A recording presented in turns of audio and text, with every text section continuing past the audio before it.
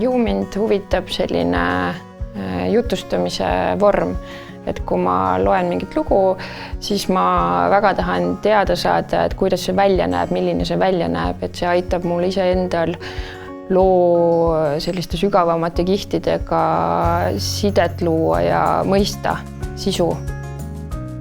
Raamatutel oli lapsepõlves minu jaoks tugev mõju, et mulle meeldis, kui neid mulle ette loetakse, mulle meeldis ise neid lugeda ja oma lemmikraamatuid ma vaatasin hiljem iseseisvalt veel väga palju kordi üle. Et enam ma neid ei lugenud, aga ma vaatasin pilte ja sulandusin nendesse tunnetesse, mis seal pildi peal oli. Ja juba siis ma mõtlesin, et mida ma ühe või teise pildi peal ise teeksin teistmoodi, et selle pildi mõju nagu kuidagi suurendada või mõjusamaks teha. Illustraator on veel sellepärast hea olla, et mulle meeldib joonistada, aga mulle ei meeldi joonistada niisama, et mulle meeldib, kui mul on mingisugune teema või väljund. Et nii, et raamatuid illustreerides ma saan seda teha, et vabal ajal mind nagu niisama eriti joonistamast ei leia.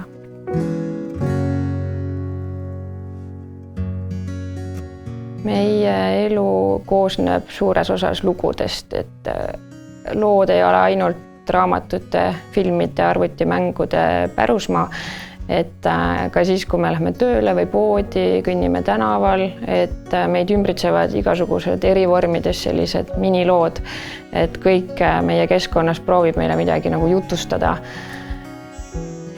Ja lasteraamat on võib-olla siis selline kõige puhtam, klassikaline loo jutustamise vorm ja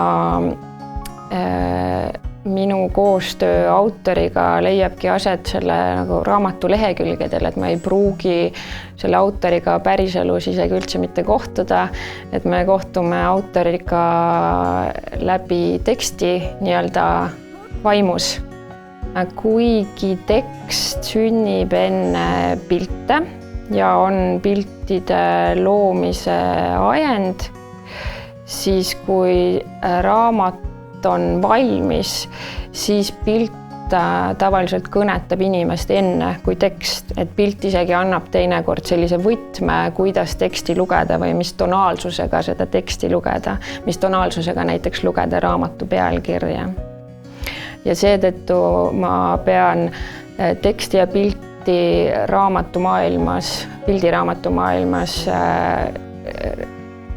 sama tähtsateks.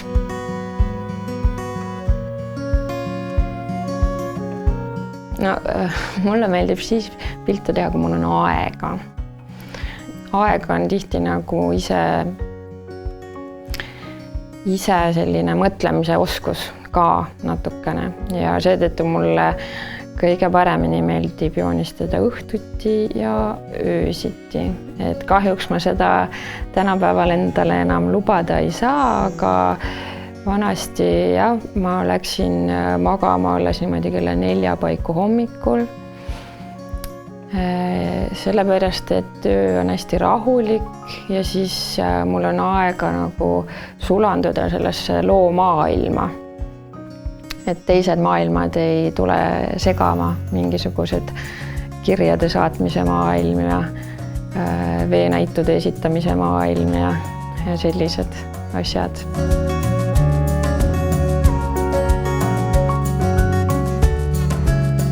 Mind paneb pingutama see hetk, kui raamat saab valmis. Ma saan selle kätte võtta, seda nuusutada, avada ja hakata lehitsema, et see nagu vastutustunne, et see peab tulema hea asi. Et muidu ei oleks ju mõtet uusi raamatuid toota. Ja muidugi tähtaeg, et vastutustunne siis nii kirjastaja, loo autori kui loo enda ees, et illustratsioon ja kujundus, nad võivad lugu kas toetada, aga nad võivad ka nagu ära rikkuda selle, et kui ikkagi väga mööda panna, siis võib-olla selle loo sihtrühm ei leia lihtsalt seda raamatut ülesse. ja siis see kaob kuhugi aegade vahele ära lihtsalt. Nii et ma pean leidma selle loo essentsi üles, et see võimalik publik märkaks ja leiaks selle raamatu.